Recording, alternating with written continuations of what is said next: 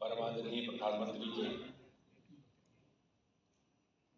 Secretary general world meteorological organization, secretary ministry of earth sciences government of India, director general India meteorological department, आज से ठीक 150 बरस पहले सन 1875 ईस्वी में इंडिया मेट्रोलॉजिकल डिपार्टमेंट अर्थात भारतीय मौसम विभाग की स्थापना हुई थी।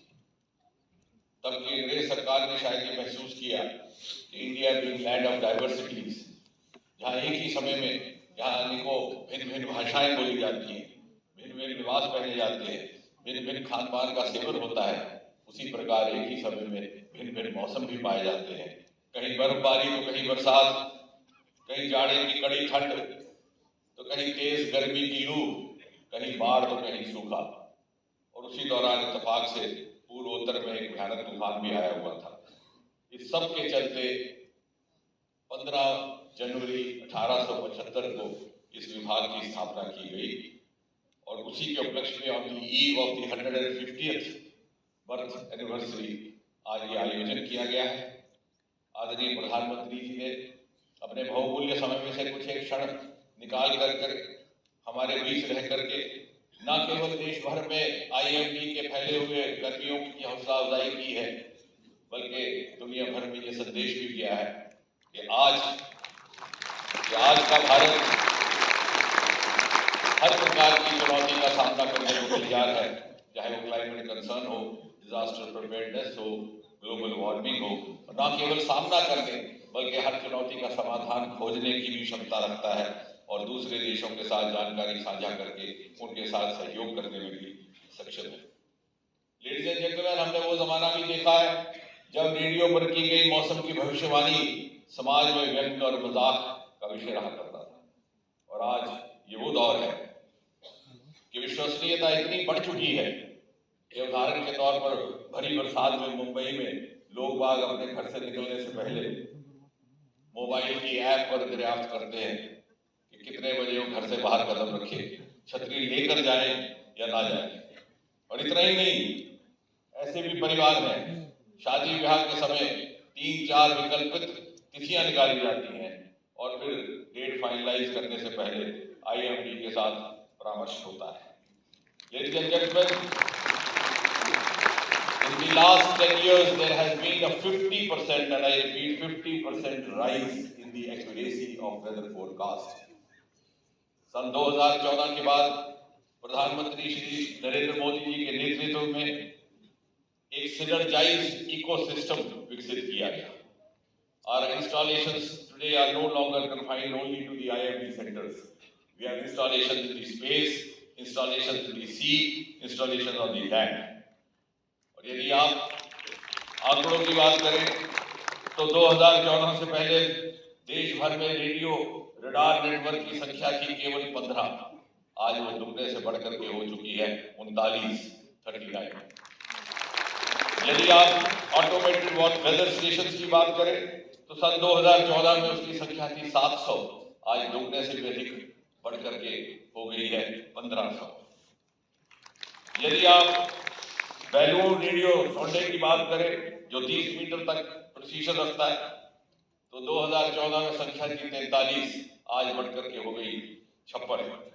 यदि आप नाउकास्ट सुविधा की बात करें जो अगले 3 घंटे का इमीडिएट वेदर फोरकास्ट करता है तो सन 2014 में ये सुविधा उपलब्ध थी देश के केवल 120 शहरों में, आज 10 गुना बढ़कर के 1200 शहरों में। और सन 2017 में एक नई सुविधा प्रारंभ की गई, एक्सटेंडेड फोरकास्ट, यानी हर बृहस्पतिवार को अगले 2 सप्ताह का एक्यूरेट फोरकास्ट दिया जा सके ताकि आप अपना कैलेंडर अकॉर्डिंगली प्लान कर सकें।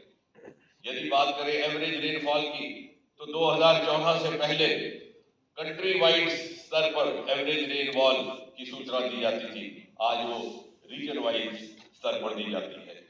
और यदि बात करें डॉपलर वेदर रडार्स की तो आज सब सिटी स्तर तक मुंबई, चेन्नई और दिल्ली जैसे शहरों में इंस्टॉल कर दिए गए और इन सब को पर्याप्त तौर पर उपयोग में लाने के लिए आर्टिफिशियल इंटेलिजेंस का भी उपयोग किया गया है, मशीन लर्निंग का भी उपयोग किया गया है। और प्रधानमंत्री ने जिस कलर इस विभाग को प्राथमिकता दी है वो इसी से प्रमाणित है कि मोदी सरकार के तीसरे कार्यकाल में, मोदी गवर्नमेंट 3.0 में पहले 100 दिन में जो महत्वपूर्ण फैसले हुए हैं उनमें से एक था लॉन्चिंग ऑफ मिशन मौसम। अपने में अद्भुत initiative mission Mausam aims to provide world class facility less to none other in the world. Mission Mausam aims to create a weather-ready India, a climate-smart India. Weather-ready India means India ready to face any weather change or challenge, foreseen or unforeseen. And climate-smart India means no longer India which is not taken seriously for climate concerns, but an India which lays down goals in climate concerns for others to follow. और इसी 100 दिन में दो और जो महत्वपूर्ण फैसले हुए हैं वो भी कहीं ना कहीं इसी विभाग के प्रयासों को सप्लीमेंट करते हैं। उनमें से एक नेशनल रिसर्च फाउंडेशन के लिए 50,000 करोड़ रुपए की राशि निर्धारित करना और स्पेस स्टार्टअप्स के लिए 1,000 करोड़ रुपए का वायबिलिटी फंड। आज सूचना का माध्यम केवल रेडियो और टीवी तक सीमित नहीं, हमारे पास वेबसाइट्स भी हैं, हमारे पास SMS की भी प्रावधान है और व्हाट्सएप ग्रुप्स भी हैं। एंड डेडिकेटेड सेक्टर्स के लिए अलग अलग सुविधाएं, उदाहरण के तौर पर agriculture sector, defence sector, aviation sector. और जहां तक पड़ोसी देशों का संबंध है, केवल वेदर का फोरकास्ट ही नहीं किया जा रहा, उनके साथ फ्लैश फ्लड्स की भी सूचना साझी की जाती है, एवलांचेस की भी, साइक्लोन्स की भी, ग्लेशियर लेक आउटबर्स्ट की भी। प्रधानमंत्री जी, आपको ये जान करके खुशी होगी कि भारत के कुछ ऐसे IMD सेंटर्स हैं जो विश्व ख्याति प्राप्त कर चुके हैं। उनमें से एक है हमारा श्रीनगर का इंडिया मेट्रोलॉजिकल सेंटर, जो 100 साल से भी अधिक पुराना है और जिसे वर्ल्ड मेट्रोलॉजिकल ऑर्गेनाइजेशन, जिसकी अध्यक्ष यहाँ पर हमारे बीच में मौजूद है, उनकी ओर से सेंटिनियल सेंटर की उपाधि दी गई है। और इसलिए अंत में मैं केवल इतना कहूंगा कि under prime minister Modi the mantra is no longer what the weather will be tomorrow, but the mantra today is what the weather will do tomorrow. And our aim is to manage strategies to handle the impact created by what the weather will do tomorrow.